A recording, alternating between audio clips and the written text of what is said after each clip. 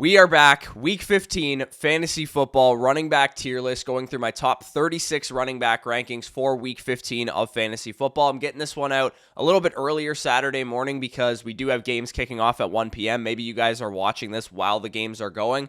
But if I say anything that's outdated, of course, know that I recorded this Saturday morning. This week, we got a lot of injuries, a lot of stuff to discuss, so we're not going to waste any time. Let's get right into it.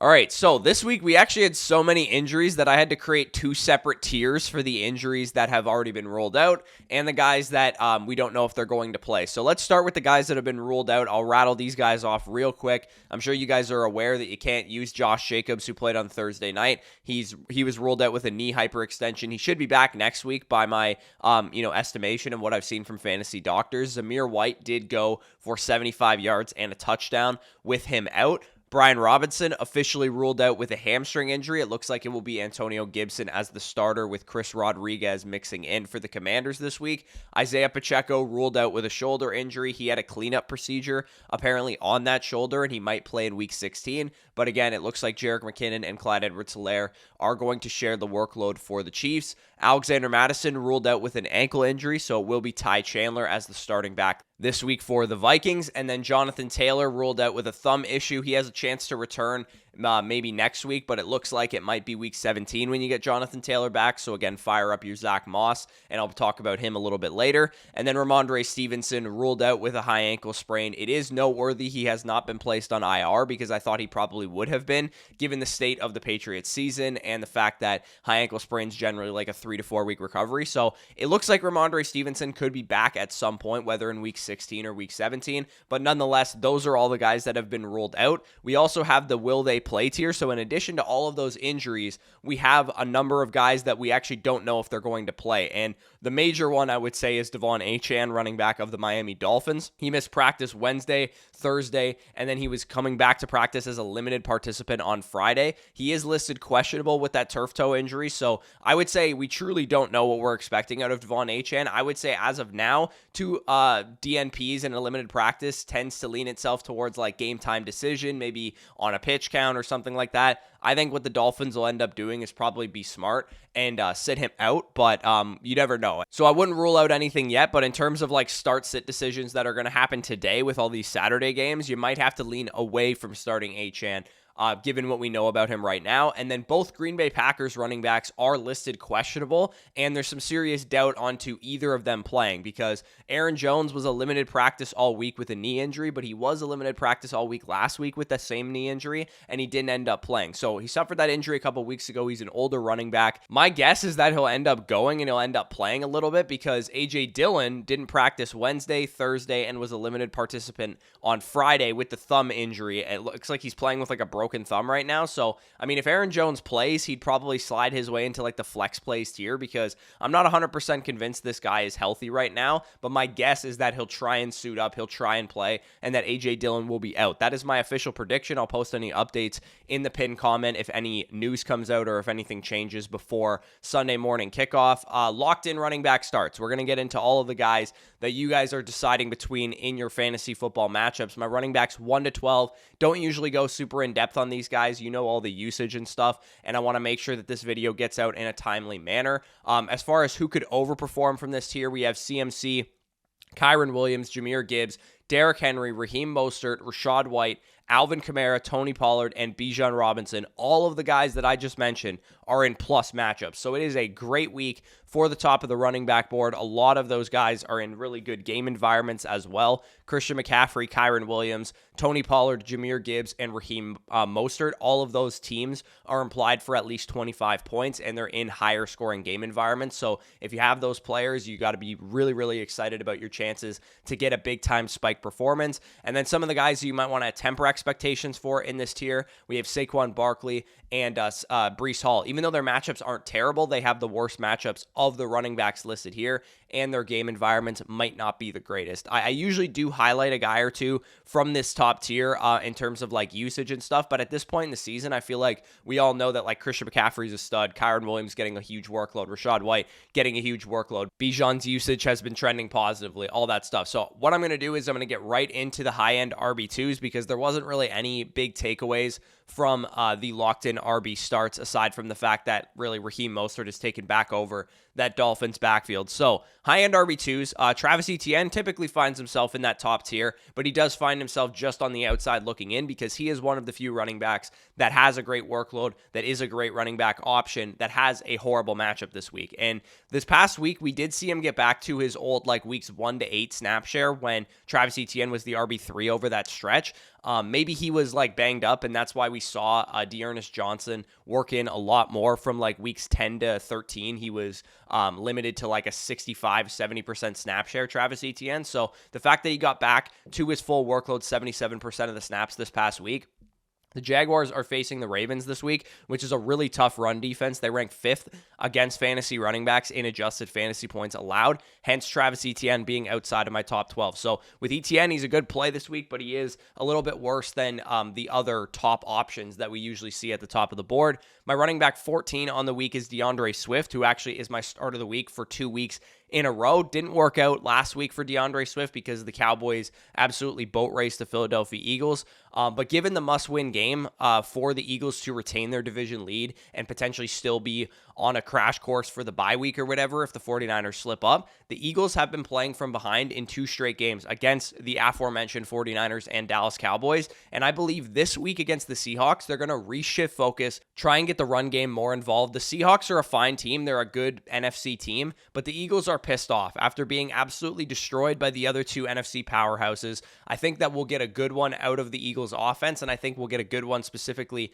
out of DeAndre Swift facing the 21st best run defense in the NFL. DeAndre Swift's snap shares the last 2 games have not been there, but I do think that was mainly due to the fact that the Eagles were getting blown out in both of those games. So, you see more of your Kenneth Gainwell designated third down back come into the game. And typically, the Eagles are beating most of the teams that they play. So DeAndre Swift going up against the Seahawks this week, they are favorites to win that game. I do like DeAndre Swift to get back on track. So my running back 15 on the week is Zach Moss. Like I said earlier, Jonathan Taylor is ruled out again. So cue the 85% snap share that we've been seeing out of Zach Moss anytime Jonathan Taylor is out of the lineup. I do like this game environment for Zach Moss because both the Colts and the Pittsburgh Steelers are jawing for playoff position, and I think that the Colts are the better team and they're at home, so I like them to win this game, and that bodes well for Zach Moss. Moss was kind of game scripted out of last week's game against the Cincinnati Bengals, and I don't think that's going to happen again. And the Steelers also may be without some of their top D-line talent like TJ Watt and Alex Highsmith. That game is actually on today, so definitely make sure to follow the news regarding Zach Moss. I do think it is a big upgrade for him, though, given the matchup change from last week and also the fact that TJ Watt and Highsmith might be out of the game. Running back 16 for me is Joe Mixon. 5 of his last 7 games, he's actually been an RB1. He is on a crazy good run after starting the season pretty poorly for the first 5 games or so. My question about Joe Mixon is, can the Jake Browning steam engine keep going? Because Jake Browning has played really, really well in the last 2 games. He's actually played probably the best 2 games a Bengals quarterback has played this year, including the games that Joe Burrow started. If they can keep things going, then Mixon should be like a fine RB2 start, but he does have a tough matchup this week and rest of the season against the Minnesota Vikings. They have been a top 3 run defense in the league, which has been amazing to see because the Vikings were terrible against the run and pass last year, and the addition of Brian Flores as their defensive coordinator has worked wonders for their defense. So with Joe Mixon, he's got a good workload. Jake Browning's playing well, but we'll see if that keeps up against a much tougher matchup than the ones that they've seen the last 2 games. Number 17 running back for me on the week is Javonte Williams. Great workload the last 6 games or so. You guys can see the carry totals and the target totals there. He's consistently crossing that 20 touch per game threshold that we want to see out of our high-end RB2 types like Javonte Williams, and he's been over that threshold in 4 of 6 games. So the Broncos in a must-win game. Again, all the games today are pretty much must-win games. All of them are featuring winning teams. To keep their playoff hopes alive, the Broncos need to go up against the Lions and really put up a fight this week, which the Lions run defense started off strong, but it has been really pedestrian the last couple weeks. in the last 5 games or so, they've been about league average. So with Javonte Williams, I think you're getting, good offense now since they've kind of turned things around, going up against like a middling matchup for a guy that gets a lot of work. So RB17 felt like the right place for him. Same game, different side of the ball here. We have running back 18, David Montgomery. The workload has not been the same since kind of Jahmyr Gibbs took over the backfield, and also really since the Lions haven't really been blowing out teams as much, because early on in the season, the Lions were really taking it to some of the teams in the NFL. They were, winning these games handedly, and David Montgomery was very useful in those games because he could salt the games away. And the struggles for the Detroit Lions have affected David Montgomery more so than anybody else, because Montgomery's usage has really dipped below, 40% of the snaps, 30% of the snaps even sometimes in some of these games, because, Jahmyr Gibbs has needed to stay on the field because they're down to a lot of these teams. But Montgomery has the easiest run defense in the NFL on the year with the Denver Broncos this week. And even if the Broncos are improved since that, 70 burger that they allowed to the Miami Dolphins, they're still 15th in most fantasy points allowed to the running back position over the last 5 games. So they're still not a good run defense. They're better than they were early on in the year. But if Detroit gets out front early in this game at home, they need this win. They've lost a couple games here against the Broncos. I could be smelling a 25 carry game in a close win maybe for the Detroit Lions to Montgomery, because it's been a while since we've seen David Montgomery get a lot of touches, and I think this could be the week that he gets back on track.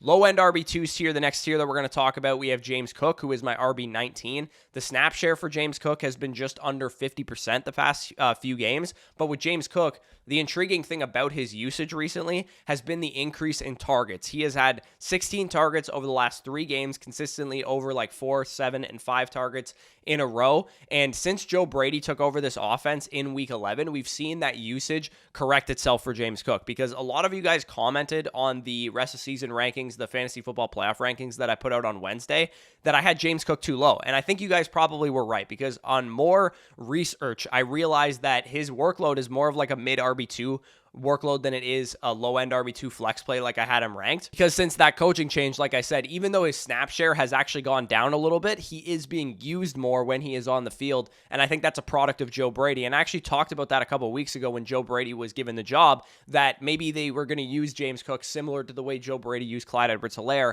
at LSU, and I think that's kind of what's happening right now. Awful matchup this week against the Dallas Cowboys. Again, I will be actually attending that game, but the targets and the scoring potential should be there in a game environment that has a 50-point over-under. And also the Bills have 2 easier matchups in week 16 against the Chargers and also week 17 against the Patriots. So James Cook, pretty decent option this week as a low-end RB2.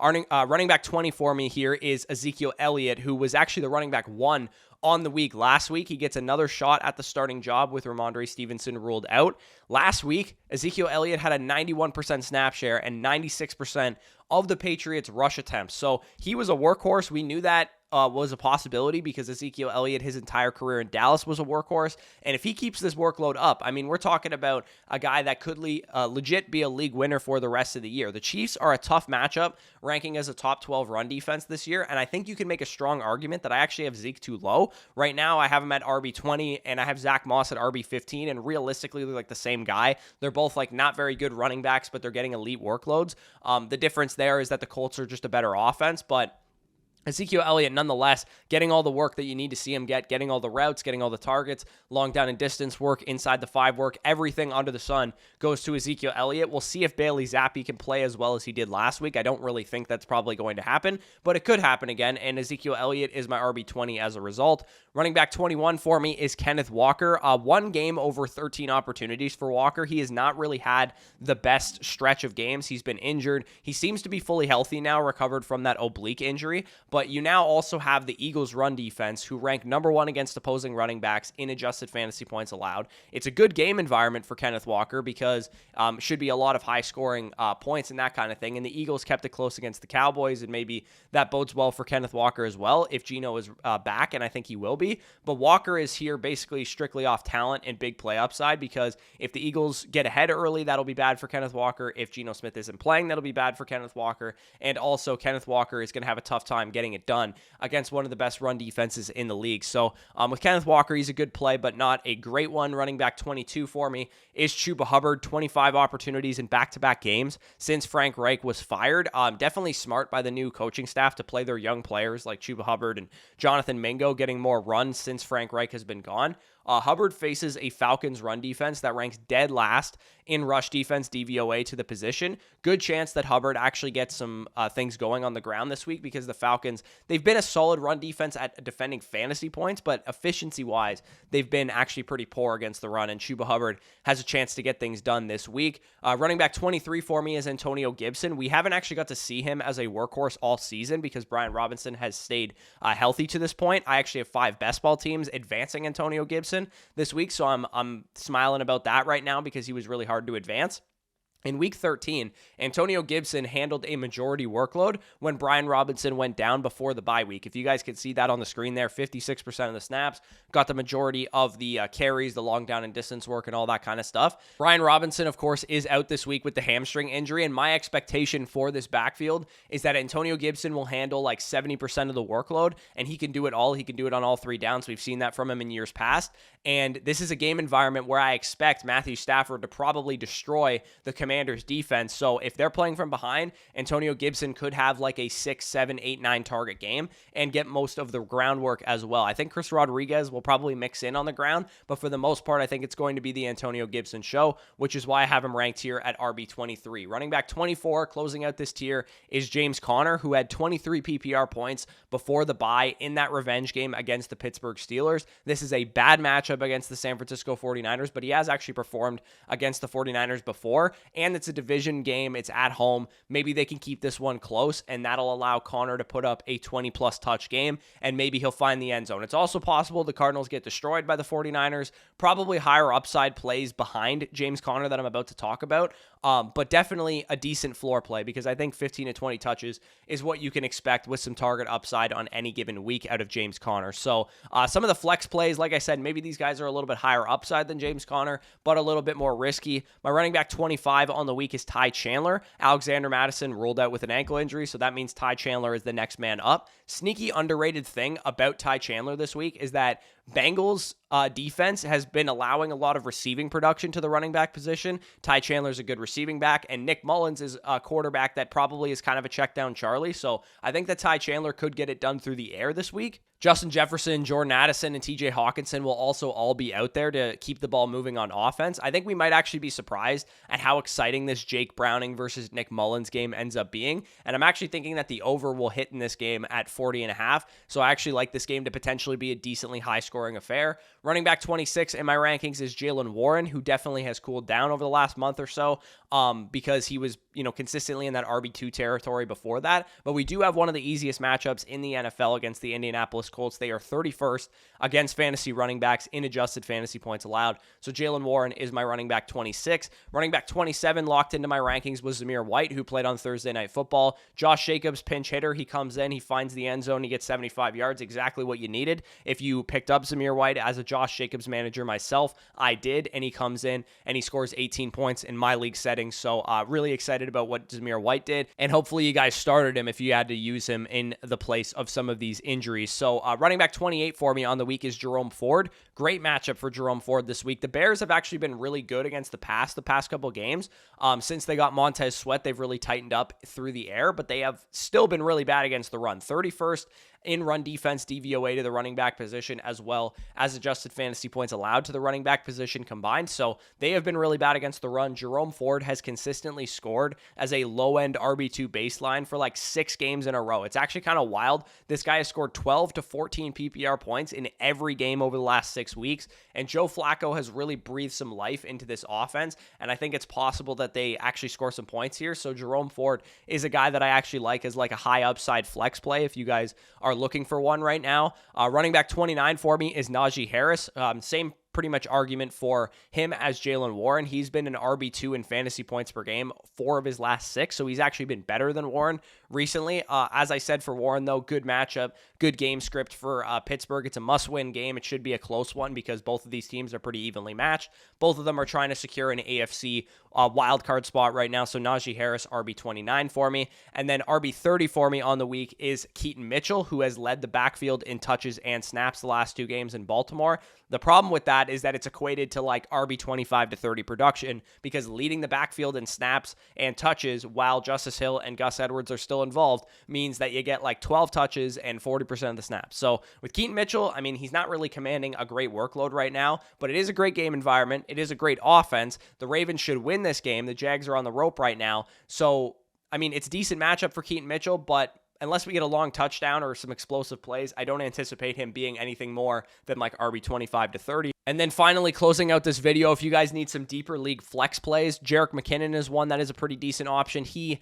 actually led the backfield in terms of fantasy production last week with 13 PPR points. If you need somebody, Isaiah Pacheco is out. Clyde Edwards-Helaire is not the greatest option, although he does find himself into this tier as well. Jerick McKinnon is my preferred option of the 2 Chiefs running backs. Deontay Foreman led the backfield in touches and snaps last week. It is a 3-way timeshare, though, with Khalil Herbert and Roschon Johnson still involved, and it's not a very appealing matchup against the Cleveland Browns, but Foreman nonetheless is the starting back there. Probably lock him in for like 15 to 20 touches. Devin Singletary, Stroud is doubtful to start. It actually has been announced now that Case Keenum will start the game. So even though Devin Singletary regained the starting running back job over Dameon Pierce last week, I still probably don't want to start him in a matchup where CJ Stroud is not going to play. Tajay Spears, both Spears and Chase Brown are my next 2 guys here. They're 2 explosive complementary backs behind Derrick Henry and Joe Mixon who need big plays and probably don't have a path to more than like 10 touches. But we've seen with Chase Brown and with Tajay Spears that all it takes them sometimes is 10 touches to be like an RB2 on the week. So if you need a desperation play, I think both of these guys fit the bill. But that is the end of the video. If you guys enjoyed, leave a like down below, subscribe to the channel if you are new around here. If you're watching this during the games, good luck in your fantasy matchups. Hopefully you guys take down your opponent this week and move on to week 16. If you guys are cheering for your best ball teams, good luck to you as well. But with that being said, peace out, and we'll talk to you soon.